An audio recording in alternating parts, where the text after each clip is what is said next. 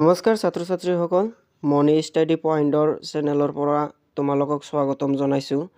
আৰু HS second ইয়াৰৰ আছামিছৰ chapter 11ৰ মিলন তোমালোকে ইয়াতে 1 মাৰ্কৰ কুৱেশ্যন এনচাৰ কেইটা পাই যাবা।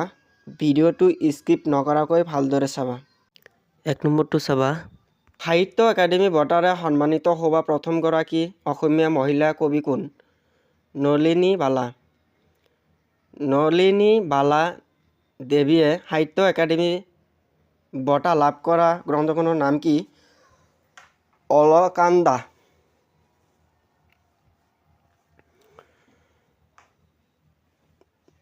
নলিনী বালা দেৱীৰ আত্মজীৱনীখনৰ নাম কি? এৰি অহা দিনবোৰ। নলিনী বালা দেৱীক কি কবিৰূপে জনা যায়? অতীন্দ্ৰিয়বাদী কবিৰূপে জনা যায়। জাগৃতি কাব্যখনৰ মাজেৰে কবিৰ মনোভাৱ প্ৰকাশ পাইছে। স্বদেশ প্ৰেম মনোভাৱ। মিলন কবিতাটিত কবিয়ে তোমাৰ বুলি কাক বুজাইছে? পৰজম অৰ্থাৎ ভগৱানক বুজাইছে। কোন চনত নলিনী বালা দেৱীৰ জন্ম হয়? 1898 চনত।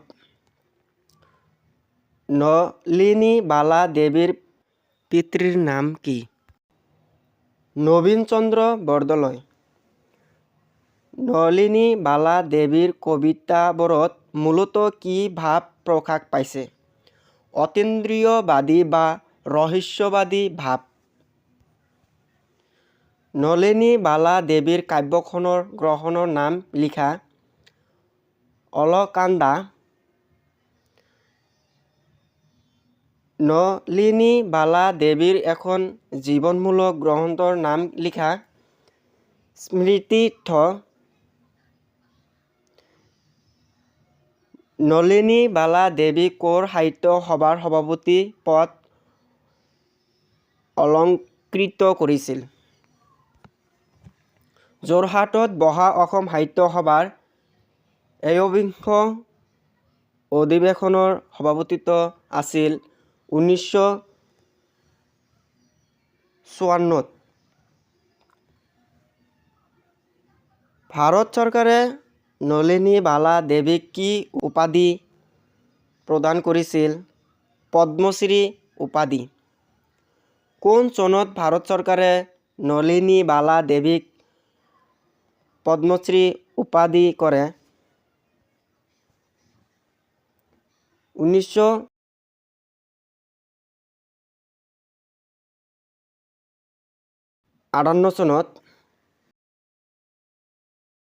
কোন চনত নলিনী বালা দেৱীয়ে লীলা সম্বৰণ কৰে?